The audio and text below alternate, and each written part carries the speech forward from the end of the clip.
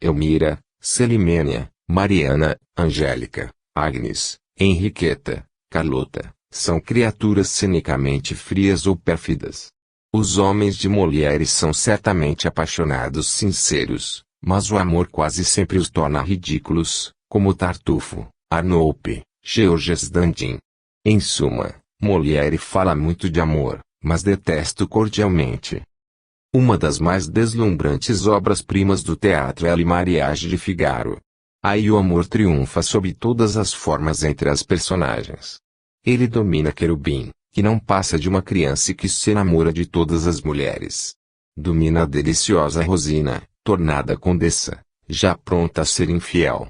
O conde Almavia não pensa senão em seduzir Susana, e a encantadora Susana, numa secreta perversidade, só pensa no amor.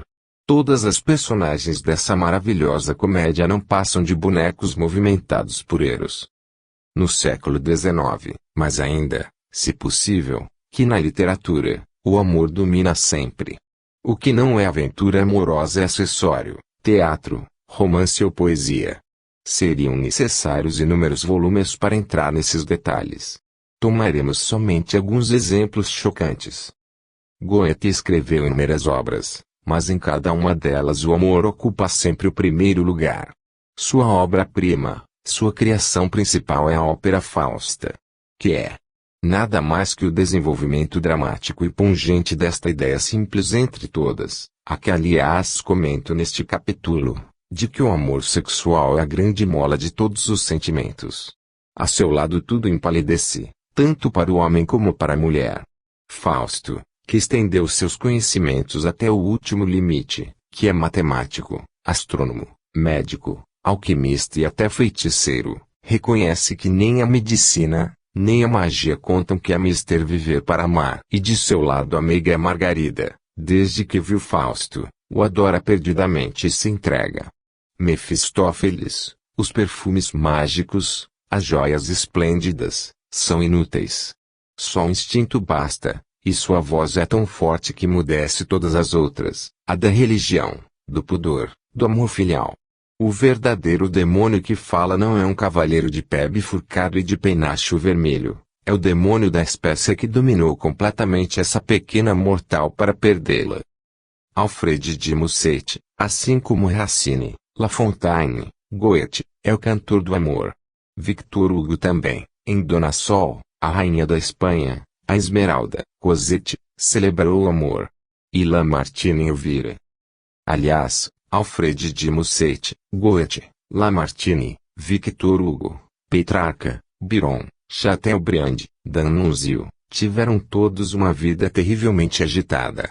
Para cada um desses maravilhosos poetas, o amor não foi somente o inspirador de suas vidas, mas também de seus gênios. As grandes obras literárias do século, A Dama das Camélias, Madame Bovary, Thais, Cyrano de Bergerac, As Flores do Mal, são sempre uma série de epopeias amorosas. Assim, pois, por toda parte e sempre, a literatura não é apenas a deificação do amor. Se os poetas e os romancistas o cantam sem se cansar, é em primeiro lugar porque eles se inspiram em seus próprios sentimentos e em segundo porque bem sabem que o público, para quem principalmente escrevem, prefere as histórias de amor a todas as outras. Apoiando minha ideia, citarei uma lenda árabe característica. Um dia, um sultão, apaixonado pelas coisas do espírito, ordenou a seu grão-vizir que lhe mandasse buscar os livros mais preciosos, escritos sobre a sabedoria humana. Ao fim de um ano, chegaram ao palácio uns 30 camelos carregados de manuscritos, de papiros, de pergaminhos. Isso é demais, disse o sultão, eu nunca poderei decifrar todos esses enigmas. Basta-me muito menos. No ano seguinte, só um camelo chegou, trazendo uma centena de livros preciosos, vindos de todo o mundo árabe, de Cordoue a Bagdá, de Fez ao Cairo, de Bassorá a Istambul. Ainda é demais, disse o sultão, eu só quero um livro, um único livro. No ano seguinte, no dia aprazado, o grão-vizir chegou, trazendo somente um livro, suntuosamente encadernado e religiosamente o entrega. Comovido, muito comovido, o sultão o abre. Nesse livro precioso, só uma página estava escrita e nela somente uma linha. A mulher, o amor. Não é somente a história dos artistas e dos literatos que nos mostra o papel preponderante representado pelo amor em todas as suas exigências. Salvo algumas exceções, Pascal, Newton, Pasteur, foram castos. Os homens políticos e os sábios, daqueles que se conhece a história, tiveram vidas amorosas cheias e acidentadas. César, Luís XIV, Henrique IV, Henrique VIII, que em certa época dirigiram os destinos do mundo, foram muitas vezes escravos do amor. É estranho observar até que ponto a sorte das nações, conduzidas pelos tiranos e pelos reis, dependem das fantasias sexuais dos aludidos tiranos, reis e imperadores. Se o nariz de Cleópatra tivesse sido mais curto, diz o nosso grande Pascal, a face do mundo ter-se-ia modificado. Os homens políticos de nossos dias, que não são nem imperadores nem reis, também são frequentemente influenciados pelas mulheres. É sempre ele quem domina, como nos tempos de Júpiter, de Hércules, do general Boulanger, de Pompadour e de Nelson. Não há razão para se indignar nem para se lamentar. Já que a natureza assim o quis, ao mesmo tempo em que o amor pela vida, ela nos impôs, com uma autoridade da qual nem a sabedoria nem a vontade podem triunfar, o amor sexual. Que é, pois, o amor sexual, senão a grande lei da natureza que não quer ver destruída a vida da espécie, destruída pelo aniquilamento da vida individual. Dar ao indivíduo horror à morte nada é, ou menos, é preservar a função vital por algum tempo, mas bem depressa a morte faria o indivíduo voltar ao nada. Então a força que ele criou toda a matéria, os micróbios, as estrelas e os átomos, encontrou um meio engenhoso de perpetuar as vidas frágeis dos indivíduos. Pois o indivíduo em breve desaparecerá, porque a vida é passageira, implantando neles a vontade de uma descendência e de um amor sexual que dirige tiranicamente toda a sua idealização e, por consequência, todos os seus atos. Se estabelecêssemos uma escala de nossas necessidades, teríamos o tríptico seguinte: em primeiro lugar o oxigênio, depois o alimento e depois a reprodução, isto é, a união dos sexos. Do oxigênio não podemos prescindir. 2 minutos sem oxigênio é o máximo que suportamos. Sem oxigênio não há mais seres vivos. Mas há tais provisões de oxigênio na vasta camada atmosférica que envolve o nosso planeta, que não devemos temer, pelo menos, ainda por alguns milhões de anos, qualquer falta dele. A necessidade de alimento não é tão imediata quanto a do oxigênio, 2 semanas em lugar de 2 minutos. Mas o carbono e o azoto não estão à nossa disposição como o oxigênio. É preciso sofrer, às vezes sofrer muito, para conquistá-lo. A fim de não morrerem, os seres vivos precisam absorver quase todos os dias o carbono e o azoto em quantidades suficientes. Os carnívoros são forçados a caçar para conseguir a sua presa, os herbívoros, correr para obterem uma pastagem. O homem, que é ao mesmo tempo carnívoro e herbívoro, deve, para nutrir-se, trabalhar, promover a cultura de plantas e manter o gado, pois a caça não bastaria para o seu sustento.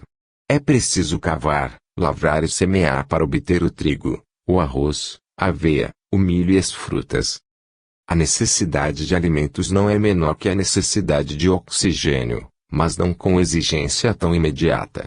Pode-se esperar pelo carbono e pelo azoto necessários. Mas não se pode esperar pelo oxigênio. De fato, a organização social não precisa preocupar-se com o oxigênio, mas sim com o alimento. O alimento é a grande preocupação. Há lavradores, açougueiros, padeiros e as trocas se fazem graças ao dinheiro, espiritualmente chamado denominador comum. A civilização emprega os maiores esforços para assegurar a vida de cada indivíduo, para diminuir as probabilidades de morte, para curá-lo quando doente, para evitar-lhe, por uma sábia higiene, muitas doenças, minorar-lhe a dor se ele sofre, preservá-lo dos calores tórridos ou dos frios terríveis, abrigá-lo contra os ventos, a chuva, a neve, conceder-lhe o trabalho com o menor esforço, porque o esforço é sempre um pouco doloroso. Nossa vida social não é mais que o sábio desenvolvimento de inumeráveis processos de defesa contra a morte e a dor. Portanto, a natureza e a sociedade se coligaram para assegurar e perpetuar a vida dos indivíduos. Os fatos são evidentes. Ora, só existe sociedade para a raça humana. Essa organização social era necessária porque o homem é menos protegido do que o animal. Seus órgãos são mais educados, sua pele mal protege contra os ferimentos e o frio. A força de seus braços e a velocidade de sua carreira são medíocres. É somente pela sua inteligência que ele pode enfrentar os leões, os lobos, as serpentes e os parasitas. Hoje o homem se multiplicou profusamente. Associou-se a outros homens, o que aumenta enormemente a sua força, e cobre toda a terra, desde o torre do Saara até a Sibéria glacial. Não há região alguma de nosso pequeno planeta que não seja habitada por ele. Todo reino animal a ele se submete e começa mesmo a ser, pelo menos parcialmente, o senhor da matéria. É, pois, para que reines verdadeiramente, ó homem, que tu existes. É absurdo supor que foi o acaso que fez de ti o rei do planeta terrestre. Rei, porque podes conquistar os espaços com uma celeridade maior que a dos pássaros, o mais rápido. Rei, porque podes modificar a forma dos continentes escavando montanhas, unindo os mares, atravessando istmos. Rei, porque tens uma linguagem que te permite transmitir tuas ideias a teus irmãos. Rei, enfim, porque compreendes alguma coisa, bem poucas ainda, das forças que turbilhonam em torno de ti. Ora se, apesar da impotência de teu mísero corpo e de tua inteligência também mesquinha, pudeste chegar a essa aparência de realeza, é porque uma pequena luz intelectual intensificava os instintos que a natureza te havia imposto ao ordenar que vivesses. Mas como? Viver, está bem, mas é pouco. A vida não é mais que uma passagem rápida. Então, para que o homem não desapareça, a força descobriu um meio prodigiosamente eficaz. Desconfiando da inteligência, ela fixou na alma de todos os homens e de todas as mulheres o desejo e o prazer, sentimentos amorosos, ardentes, irresistíveis, preludiando assim a sobrevivência da espécie. Que não se admirem se falo da vontade da natureza, o termo vontade é terrivelmente humano. Mas permanecerei no domínio do ceticismo científico, que me convém, dizendo: tudo se passa como por ordem da natureza. Entretanto, não existe somente por existir, ainda para reproduzir seres semelhantes a ti. Além disso, essa vontade da natureza é tão poderosa e tão engenhosa que não podes fugir a essa ordem imperativa. Assim como a civilização, isto é, a inteligência, reforçou nossa resistência contra a morte, da mesma forma reforçou poderosamente o sentimento sexual. Infelizmente o homem não é prudente, ele se esquece, ou simula esquecer, que a perpetuação da espécie é a razão de ser, a causa formal de seus impulsos amorosos. Aqueles dois jovens que ali estão, de mãos dadas, fitando-se amorosamente, frementes de prazer por estarem abraçados, não pensam em absoluto na grande lei natural. E, no entanto, esses arrebatamentos, esses ardores, esses frêmitos, já é a humanidade futura que em seus seios palpita. Mas, ai de mim! A literatura, toda ela, é cúmplice. Será que George Sand e Alfred de Musset, ele e ela e ele, se preocupavam com as crianças que poderiam nascer? Paris raptou Helena, Fedra apaixonou-se por Hipólito, Berenice chorou sobre o corpo de Tito, Querubim enamorou-se de Rosina. Mas nem uns nem outros pensaram em procriar uma criança. Fausto seduziu Margarida, mas quando a criança nasceu, ela matou. Ruy Blas jamais pensou em tornar mãe a Maria de Neuburg, rainha da Espanha. A força que rege os mundos implantou em nós sentimentos amorosos invasores, mas não foi em absoluto para dar-nos ocasião de uma rápida volúpia, de um passatempo romântico, de um divertimento agradável, de uma distração deliciosa. Ela tem outros interesses que os delíquios de dois amantes. Seus desígnios estão bem acima de nossos sorrisos ou nossos suspiros. Creio firmemente que há um fim e creio que esse fim, bem distante, é grandioso. Mas é escarnecer o aceitar, como fim supremo, o que não passa de um argumento. Não se saberá admirar o bastante esses poderosos impulsos naturais, porque eles não querem somente a perpetuação da espécie, mas ainda, para a progenie futura, saúde, vigor e beleza. Se uma mulher provoca o desejo de um homem é porque ela é bela e sã. Feia e disforme, ela nada desperta em ninguém. Mas, possuindo formas elegantes, realçadas por sábios artifícios, ela fatalmente determinará, se não a paixão, pelo menos o desejo, o vulgar e delicioso desejo. Por quê? Porque inconscientemente o homem que anota sabe que essa lei geradora poderá dar-lhe filhos vigorosos. O inconsciente que governa o homem lhe diz baixinho, mas com autoridade irresistível, aquela mulher, melhor que qualquer outra, é capaz de te dar uma descendência magnífica. E então, obedecendo a essa inconsciência que domina a consciência, o homem a deseja e a ama. Da mesma forma as mulheres. Um velho, um aborto, uma corcunda, um indivíduo atormentado por grave defeito físico, não poderão despertar o menor desejo em mulher alguma. Em algum lugar eu disse, a vida da mulher feia não é mais que uma longa agonia. Para o homem feio também, porque ambos, homem ou mulher, sabe bem que jamais poderão despertar o amor. O nariz de Cyrano de Bergerac tornou-o muito infeliz. Sua bravura e seu espírito ao lado desse nariz anormal, pouco valiam, até mesmo para Roxana. Entre os animais, o culto da beleza provavelmente não existe. Talvez haja um indício entre os pássaros, quando o macho procura agradar a fêmea com sua voz e sua plumagem. Mas as cadelas, mesmo as de boa raça, entregam-se voluntariamente a mastins ordinários. Com certeza as nossas opiniões sobre a beleza canina não são semelhantes às das cadelas. Se a sociedade intensificou o sentimento sexual, muitas vezes ela o perverteu, e não falarei da homossexualidade, essa depravação ignóbil que toca as raias da loucura. Em primeiro lugar trataremos da prostituição. Ela é de todos os países e de todos os tempos. O que lhe dá o caráter essencial é não encerrar preocupação alguma pela procriação. A prostituição é o sinistro aviltamento da mais nobre função de um ser vivo. E não temo dizer que o homem é mais culpado que a mulher. As infelizes que adotaram essa estranha profissão, entregar-se ao primeiro que chega. Para dormir uma hora oferece seu seio no traço, só a isso se resignam para ter o que comer. Há países onde os pais de família aceitam tranquilamente que sua filha tenha adotado essa profissão, profissão que nem ele, nem ela, nem ninguém, considera desonrosa. Um árabe, um japonês, um chinês, entram numa casa de prostituição como numa casa de comércio. A mercadoria que elas vendem-na lealmente, sem hipocrisia inútil, na verdade sem perversidades nauseabundas.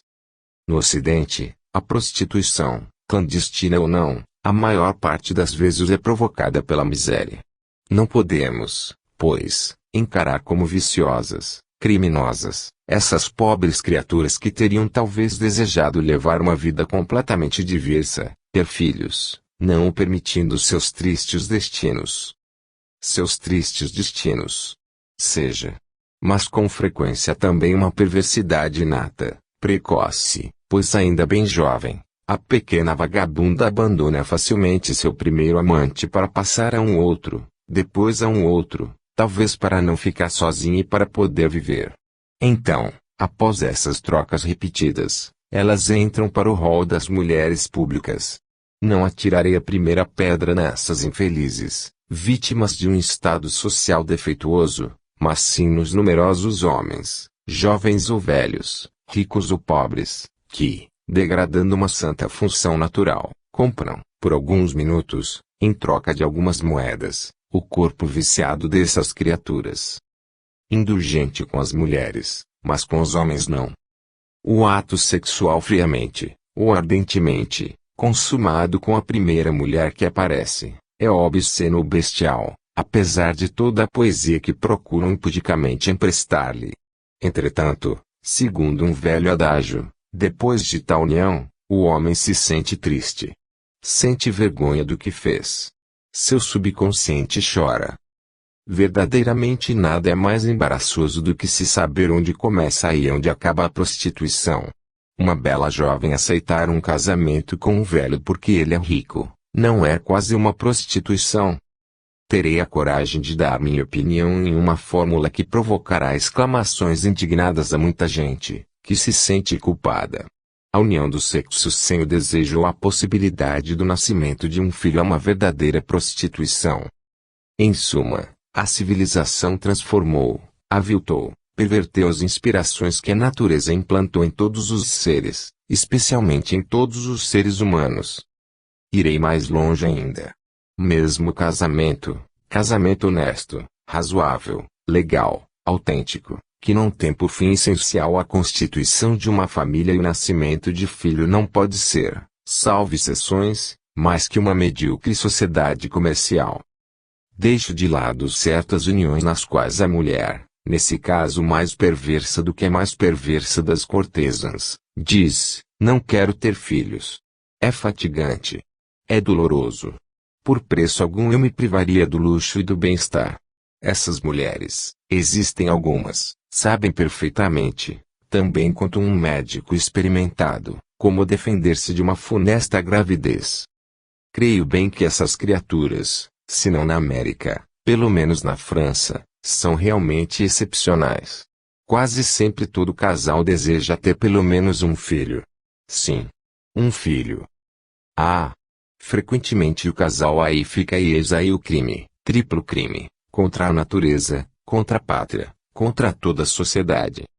Se a natalidade não exceder de 3 filhos por casal, a população aumenta dificilmente, porque, desses 3 filhos, talvez só 2 atinjam a idade de 25 anos, e, mesmo se os 3 se tornarem adultos, não poderão, talvez por uma causa ou outra, todos os 3 ter filhos.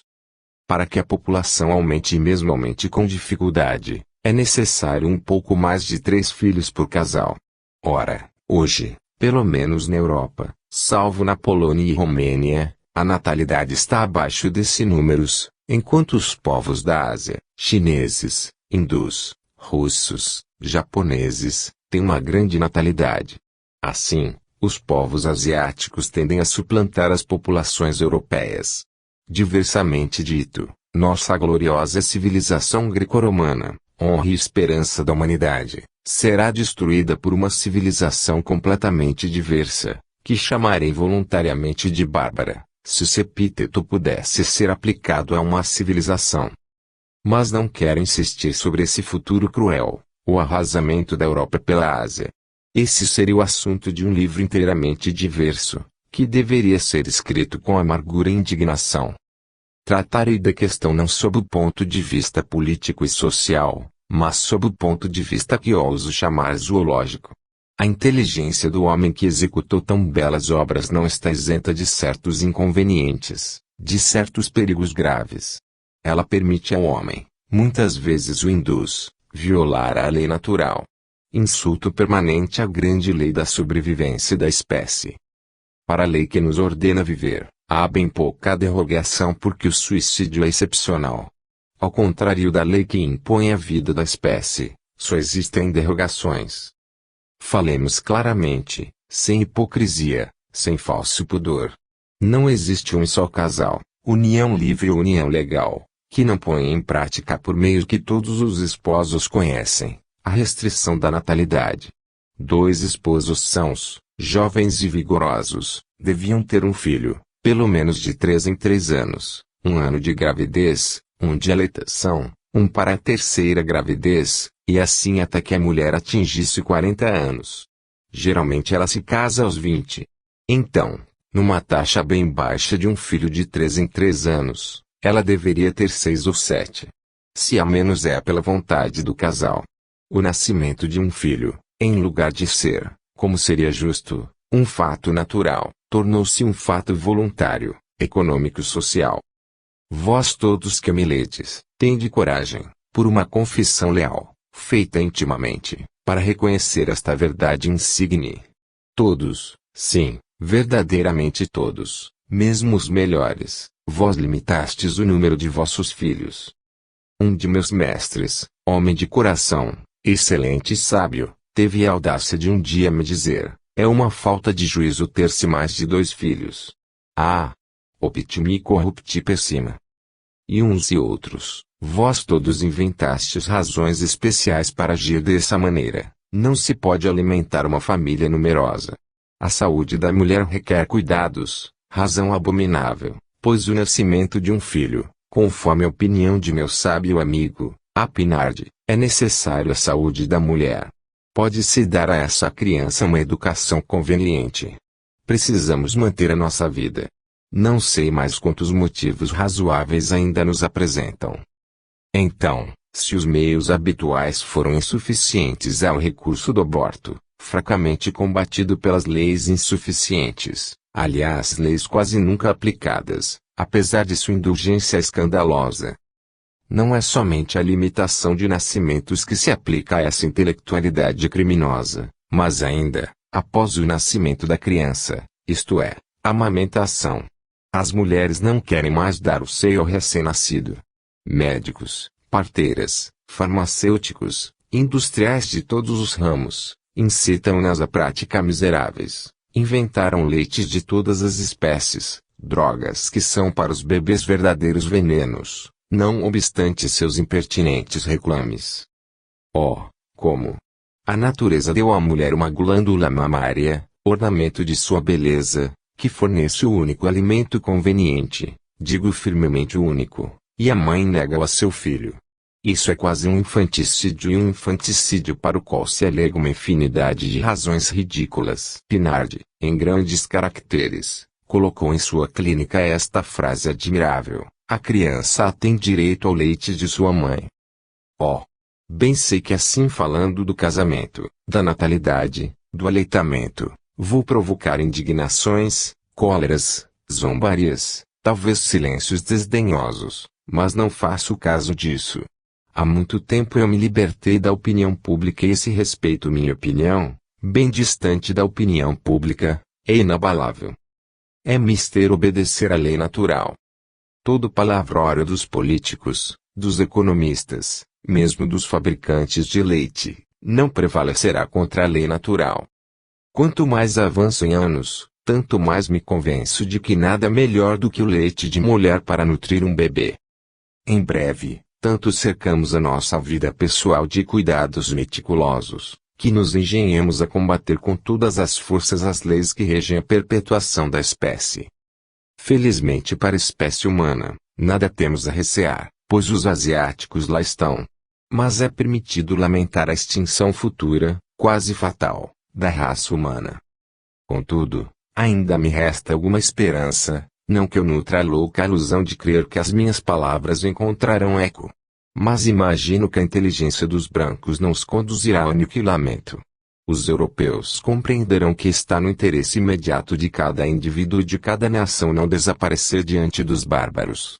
Acabarão por se convencer de que o significado profundo da vida é seguir os instintos protetores que a natureza implantou em nós, não havendo felicidade para o homem senão na adaptação escrupulosa de sua inteligência a esses instintos.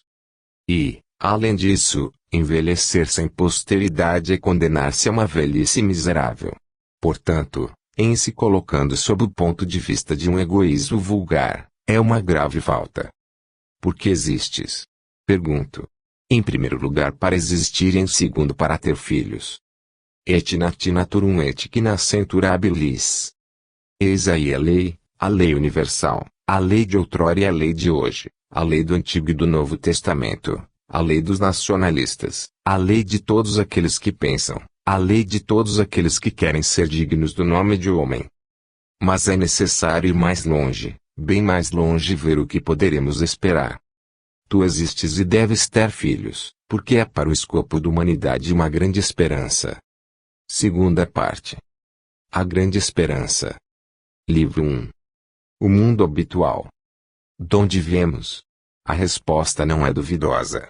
Não é mais possível, e mesmo a Igreja Católica o reconhece, admitir uma criação no sentido literal do primeiro capítulo da Gênese.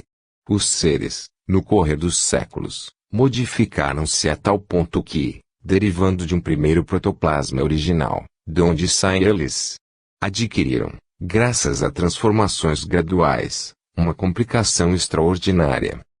Em todo caso, entre o homem primitivo e o homem de hoje, há um intervalo de 150 mil anos, como assegura Emil Osborne. O homem é provavelmente o último dos animais terrestres que apareceu.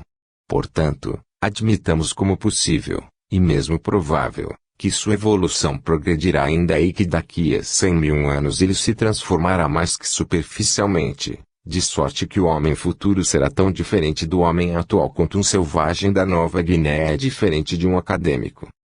Mas nesse ponto ainda é preciso ser prudente e não querer aprofundar demais. Antes de saber para onde vamos é necessário perguntar onde estamos e o que podemos esperar. A superprodução domina a situação atual, devido ao aumento gradual, enorme, da população terrestre, que cresce mais ou menos de 10 milhões de homens por ano. Sobre esses 10 milhões de acréscimo, a Europa, e principalmente a França, só tem uma parte mínima. Mas a imensa e misteriosa Ásia, compreendendo a Rússia asiática, aumenta anualmente, conforme sabemos por estatísticas muito imperfeitas, de 9 milhões de homens. Mao Tzu supôs que esse acréscimo da população acarretaria um déficit crescente das substâncias alimentares, mas ele se enganou redondamente. Em lugar de um déficit de substâncias alimentares, há uma superprodução. Os brasileiros são forçados a tirar o café ao mar. Os pescadores destroem muitas vezes 1.000 toneladas de sardinhas e quanto ao trigo é de tal forma superabundante que, às vezes, no Canadá aquecem as locomotivas com ele. Essa superprodução explica-se facilmente, pois o maquinismo progrediu de tal forma que uma dessas máquinas substitui com vantagem o trabalho de 10 ou mais operários. Portanto, quer se trate de produtos agrícolas ou de produtos industriais, em toda parte a superprodução ultrapassa o consumo. Daí a falta de trabalho e a miséria. É doloroso e quase necessário. Que tanto, quando se é obrigado a dizer, este ano a colheita é tão bela que estamos arruinados. Esperávamos que os homens, à medida que aumentassem em poderio industrial e em números, mais se unissem e associassem os seus esforços. Porém, em 1932, foi o contrário que se nos apresentou. As nacionalidades que usam o mesmo idioma são cada vez mais inimigas das outras nacionalidades. A despeito de uma fraseologia fastidiosa, estéril e verdadeiramente desarrazoada, erguem fortalezas, fabricam metralhadoras e as legislações aduaneiras e draconianas ainda são mais encaniçadas que outrora. Para todos aqueles que sonham com um mundo pacífico onde a colaboração ativa de todos os seres humanos prepararia um mundo melhor, é um doloroso espetáculo. Creio bem que esse nacionalismo desenfreado seja de curta duração. Contudo, seria necessário qualquer coisa de novo para transformar esse egoísmo nacionalista, esse inacreditável despeito de povo para povo. Ora, não é com os congressos, as conferências, os discursos, as associações, mesmo generosas e em grande números, que poderemos conduzir esses homens cegos a concepções menos loucas e a competições menos ardentes. Usos e costumes. Os costumes, pelo menos na nossa velha Europa, tornaram-se mais humanos. Não há mais escravatura, nem tortura, mas o egoísmo dos indivíduos em nada retrocedeu, continuando tão feroz quanto ontem. Entretanto, assistimos impotentes a um fenômeno geral, que é a emigração da gente do campo para as cidades. As cidades, com seus subúrbios, tornaram-se monstruosos formigueiros. Nova York, 7 milhões de homens, Londres, 6 milhões, Paris, 4 milhões. As condições de vida foram modificadas. Entretanto, o homem foi criado para viver ao ar livre e não para se amontoar nos escritórios e nas fábricas. O desenvolvimento da vida urbana faz-se em detrimento da moralidade individual, da saúde pública e da natalidade. Portanto, nisso também são necessárias inovações. A volta à terra seria desejável. Mas qual? O trabalho agrícola, no estado atual das coisas, conduz à miséria. E, além disso, não se volta atrás. Não se deve esperar que haja para os campos o afluxo de camponeses. Por toda parte os camponeses desejam tornar-se se não intelectuais, pelo menos cidadãos, operários, e nada, mesmo lhes sendo permitido trabalhar com tratores aperfeiçoados, poderá convencê-los a permanecer em suas choupanas ancestrais. As artes. Assim como os costumes, as artes evoluem. Elas se modificam, se transformam, mas sapateiam no mesmo lugar, pois a arte não comporta nenhum progresso. Verdade banalíssima sobre a qual é inútil insistir. Há construções audaciosas, de arranha-céus de 65 andares. Naturalmente é uma curiosa obra industrial, mas nego-me absolutamente a considerar esses 65 andares como representando um progresso em estética. Pode-se mesmo perguntar se a pirâmide de Kéops e os suntuosos monumentos de Luxor não são devidos a uma técnica tão aperfeiçoada quanto a dos americanos. Não falemos nem da escultura, nem da pintura, nem da poesia. Os modernos poderão fazê-las a rigor, mas não as farão melhor que os antigos. Talvez algum homem de gênio possa criar, e isso será maravilhoso, se ele produzir um drama igual a Prometeu acorrentado, uma Vênus tão bela quanto a Vênus de Milo e um quadro igual a Bodas de Caná. Talvez com a música não se dê o mesmo, pois a indústria inventará, quem sabe, instrumentos superiores aos instrumentos antigos. A música é a única arte que, no decorrer dos últimos 150 anos, tem realmente progredido. É possível que o progresso continue, graças a instrumentos de música mais complicados. Mas, segundo as aparências, não será grande coisa. Também nada se pode esperar sobre a invasão das artes orientais na nossa velha civilização greco-romana. Vasos sagrados, pagodes, budas ventrudos, estampas sob papel de arroz, leques multicores de nada nos adiantarão. Confessarei que me sinto moderadamente entusiasmado e que repetirei voluntariamente a frase de Luís XIV perante as personagens cômicas de Teniers e Calote: tire-me esses bonecos daí. Em todo caso, a arte oriental, japonesa, chinesa, greco-romana e, ó profanação, a arte negra, não poderemos esperar uma renovação humana pela renovação da arte. Religiões. Há pelo mundo, sem contar as pequenas religiões fetichistas insignificantes, 4 grandes religiões, representadas por seus fundadores, Moisés, Cristo, Maomé e Buda. As 4 são muito poderosas. E nenhum de seus sectários troca seu culto. Embora suas formidáveis jurisdições e seu passado, ao mesmo tempo sangrento e glorioso, elas são indesarraigáveis e desarrazoadas. O judaísmo só é praticado por populações quase apagadas infantis. O cristianismo é dividido entre os 5 ou 6 setas que não querem de modo algum se confundir. O maometismo não terminou ainda o seu período conquistador. Na Índia ele é quase tão poderoso quanto o budismo, e na África, apesar da conquista da África pela Europa, está solidamente arraigado. Quanto ao ridículo budismo, conta com mais adeptos que todas as outras religiões. Mas os 800 milhões de budistas nada representam sob o ponto de vista da civilização geral. E é lamentável que uma religião uniforme, sábia e tolerante não reine sobre todos os nossos irmãos humanos. Mas será isso possível? A condição primordial de uma religião não é a intolerância. As ciências. Ainda que os progressos da indústria tenham estendido os nossos poderes sobre a matéria e tenhamos explorado quase completamente todos os escaninhos de nossa pequena habitação esférica, nada mudamos essencialmente em nossa existência moral, em nossa vida interior, mais importante talvez que uma mecanização completa, perfeita e rápida. Ora, se algum progresso pode modificar, melhorar, transformar nossa vida interior, será graças à ciência, a ciência soberana que, abrindo novos horizontes, nos revelará verdades desconhecidas e por conseguinte trará o imprevisto. Certamente sim. Mas quais são as ciências que poderão transformar a nossa moralidade? Mudar nossas concepções sobre as coisas e os homens? Substituir o nosso estado social defeituoso por um estado social superior? Passemos rapidamente a revista a deslumbrantes progressos da ciência nestes 300 anos, mesmo nestes 100 anos, mesmo nestes 50 anos. Há uma ciência que não existia, nem de nome, é a paleontologia.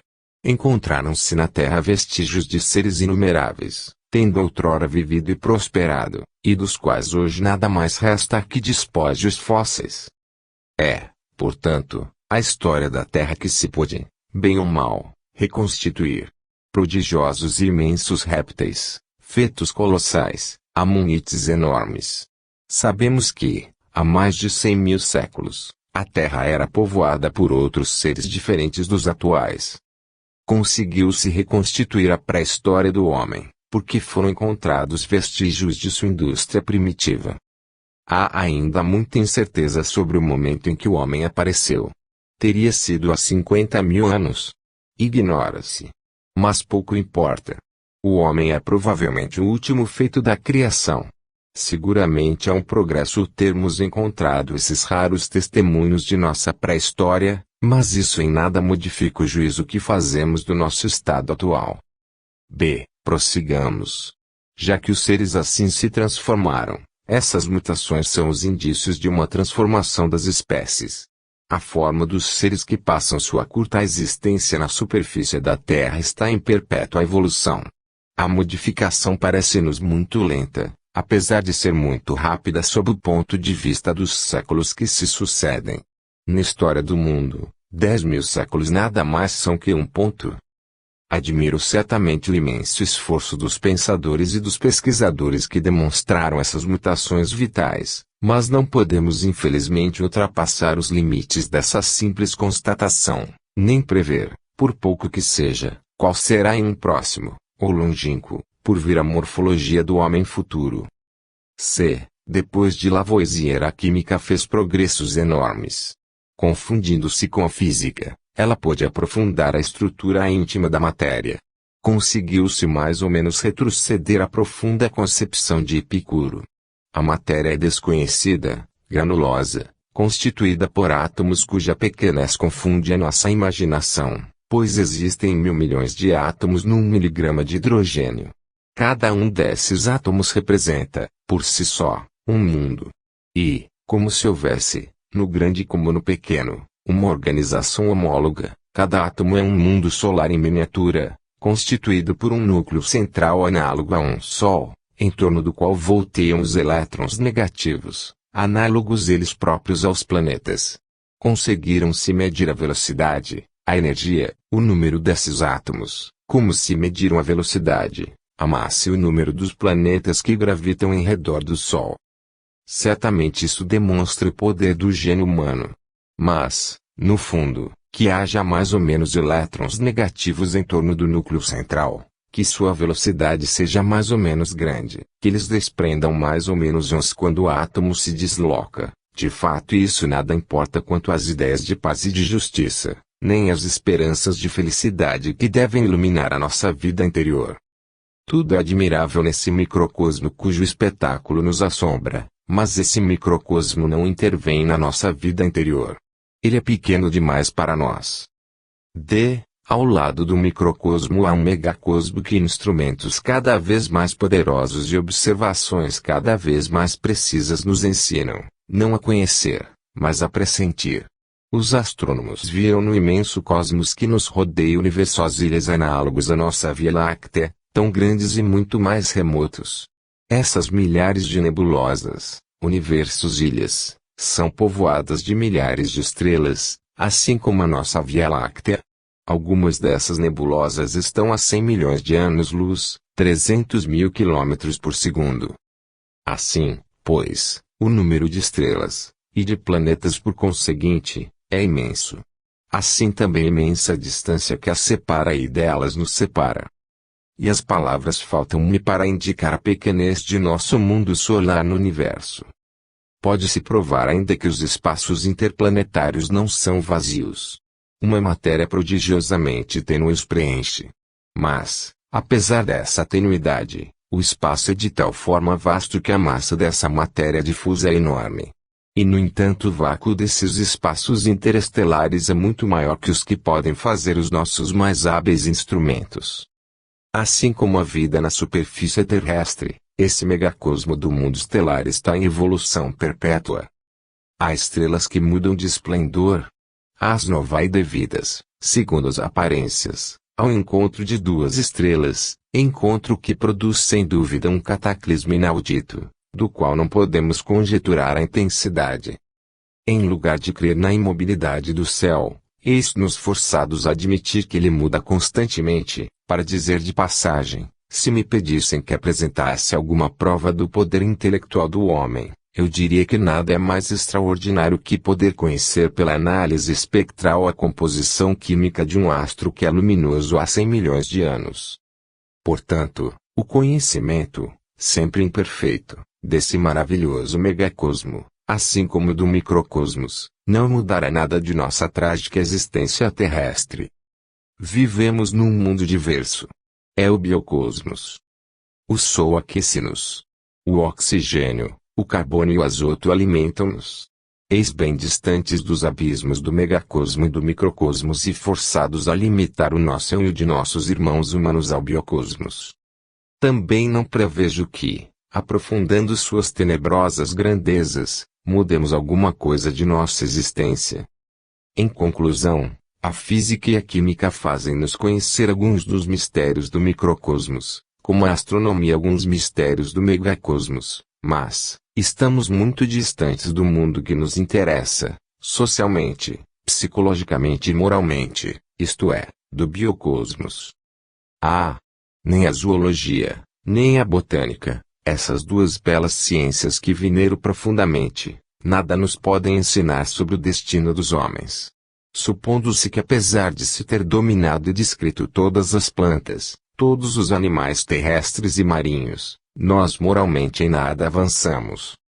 A fisiologia por si mesma, essa ciência magnífica, a qual eu devotei a vida toda, poderá, sem dúvida, graças a métodos mais perfeitos, graças ao esforço concêntrico dos sábios de todos os países, que aplicarão seu gênio a pesquisas, estabelecer fatos novos, imprevistos, que desvendarão alguns dos meios secretos que animam os prodigiosos organismos que nós somos.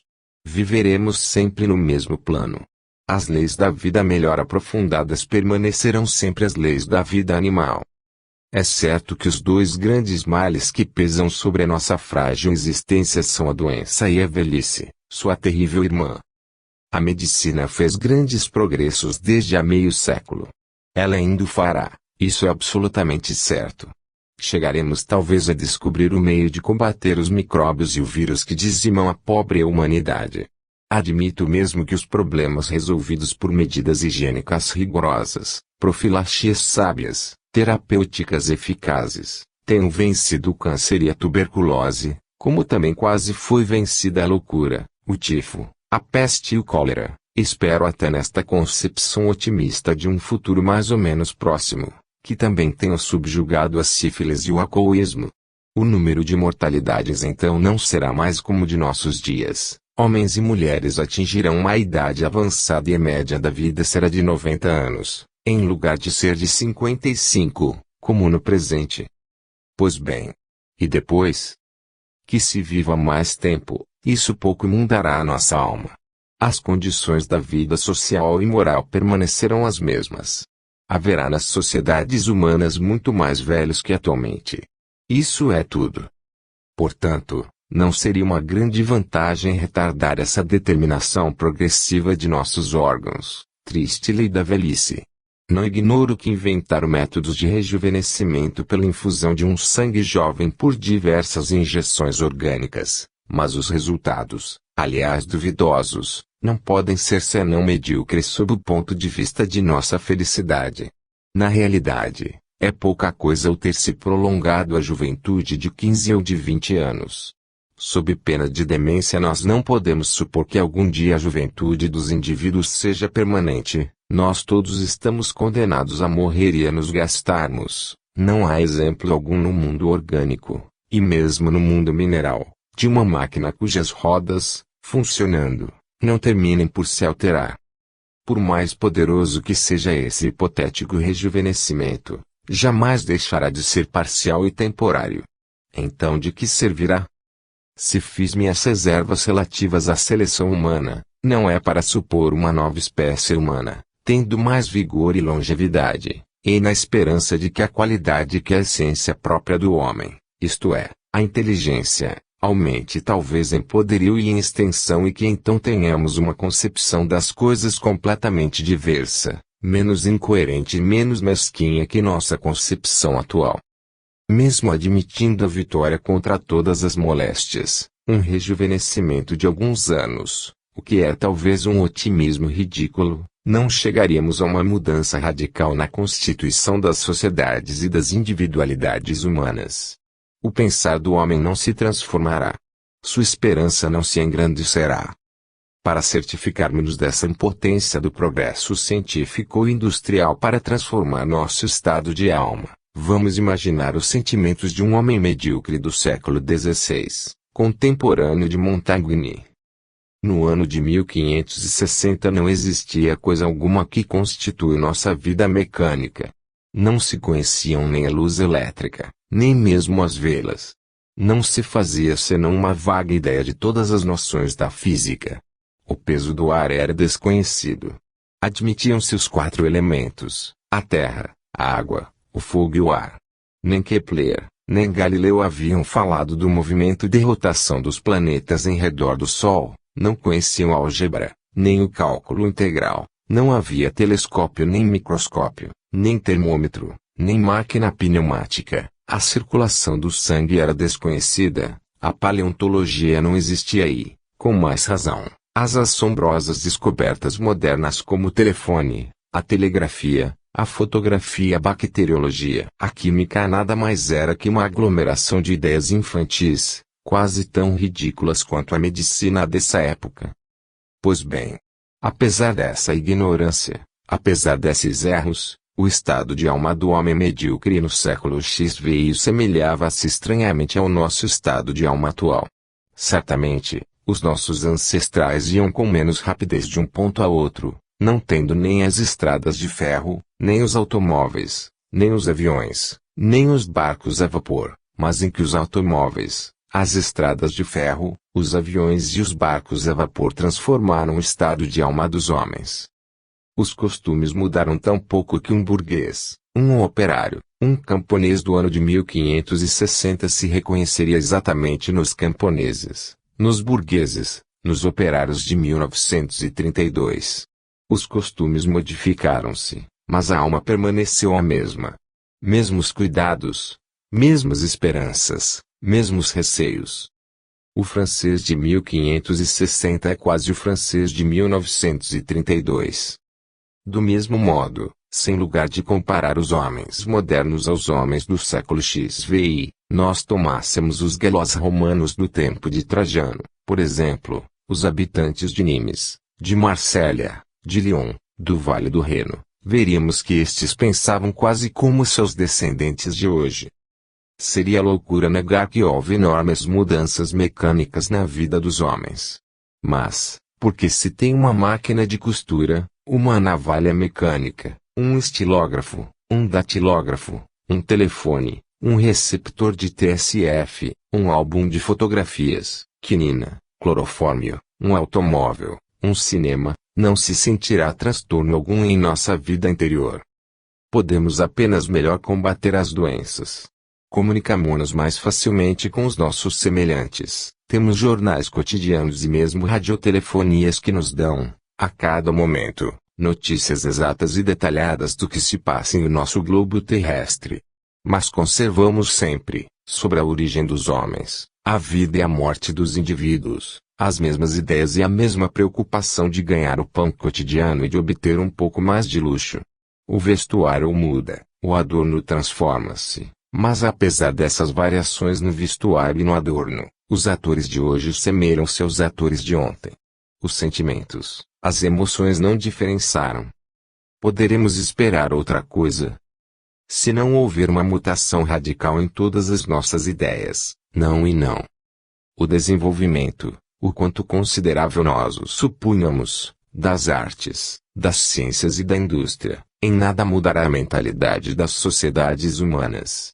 Que a mecânica triunfe, que o luxo e o bem-estar aumentem, que a matéria cósmica ou terrestre se torne mais conhecida, nada será essencialmente modificado.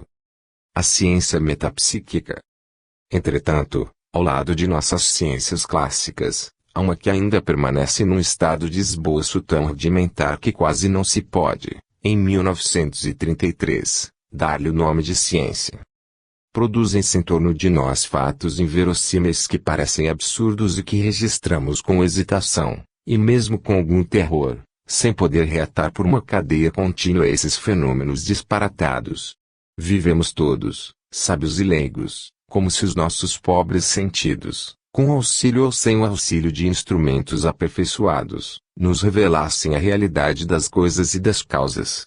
Ora, ao lado do que podemos ver, ler e entender, se verificam fatos extraordinários que poderiam ser chamados de anormais, se as coisas reais pudessem ser anormais. E a conclusão, ei-la aqui, é que, confundido com o nosso mundo habitual, existe um mundo misterioso que nos rodeia, fantasmas, casas assombradas, telepatias, premonições, munições, transportes, de sorte que nos movimentamos numa obscuridade profunda. Existirá esse novo mundo. Tentarei provar que ele existe e que por conseguinte a esperança de uma transformação mental completa pode ser apresentada. Felizmente. Porque o nosso estado social e a nossa mentalidade individual são muito miseráveis para que aspiremos a uma sorte melhor, a uma grande esperança. E são estas as razões que apresentarei de sua existência sem poder, no entanto, agrupar esses fatos estranhos numa doutrina coerente. Livro 2. O inabitual. Para nos assegurarmos de que há fatos anormais, maravilhosos sob o ponto de vista da ciência atual, invocarei em primeiro lugar o argumento de autoridade. Em favor da nova ciência, há de um lado certos sábios e do outro certo público. Em primeiro lugar falarei dos sábios. É facílimo dizer que se enganaram e que foram enganados. É uma objeção que está à altura do primeiro sabichão que aparece. Quando o grande William Crookes relata ter visto, em seu laboratório, Katia King, fantasma capaz de se mover, de respirar ao lado de sua médium, Florence Cook, o dito sabichão, pode erguer os ombros e dizer, é impossível. O bom senso faz afirmar que Crookes foi vítima de uma ilusão. Crookes é um imbecil. Mas esse pobre sabichão não descobriu nem a matéria radiante, nem o talho, nem as ampolas que transmitem a luz elétrica. E assim, minha escolha está feita. Se o sabichão disser que Crookes é um farsante ou um louco, serei eu quem sacudirá os ombros. E pouco importa que, rebocados pelo sabichão, uma multidão de jornalistas, que nada viram, nem nada aprofundaram, nem nada estudaram, diga que a opinião de Crookes de nada vale. Não me admirarei. Se Crookes ainda estivesse só. Mas não. Há uma nobre pleiade de sábios, grandes sábios, que presenciaram esses fenômenos extraordinários. Em lugar de fazer essa simples suposição que eles presenciaram do inabitual, poderei considerá-los cretinos ou mentirosos. Stinton Moses, um homem de piedade rara, de elevada moralidade, com seu amigo Speer e Sra. Speer, anotaram diariamente, durante 10 anos, fenômenos que ele observava consigo próprio. E isso apesar dos riscos que sua audácia o fazia correr. Os fenômenos produzidos por Eusapia Paladino foram afirmados e confirmados por toda uma série de ilustres experimentadores, por Enrico Morselli, um dos mais sábios psiquiatras da Itália, por Filippo Bottazzi, Foelitska, professores de fisiologia nas universidades italianas, pelo célebre Lombroso, por Sir Oliver Lodge, por Ochorowicz, por Friedrich Mies, por Camille Flammarion, por Schenknut Singh, por Albert de Rochas. O testemunho de um só desses grandes homens seria suficiente. Então, quando eles se reúnem numa mesma afirmação, irei eu dar ouvidos às críticas infantis que se resumem quase todas nesta pequena frase ingênua: não é possível. E por que não é possível? Unicamente porque não é habitual. Na Alemanha, o grande matemático Zollner presenciou, com Slade, fenômenos realmente estranhos. Meu distinto amigo, Dr. Gibier, diretor do Instituto Pasteur de Nova York, constatou fenômenos semelhantes com a Sra. Salmon. Gelei obteve com Kluski surpreendentes modelagens que toda a habilidade mecânica dos modeladores não poderia reproduzir e que só se explicam pela desmaterialização de formas moldadas.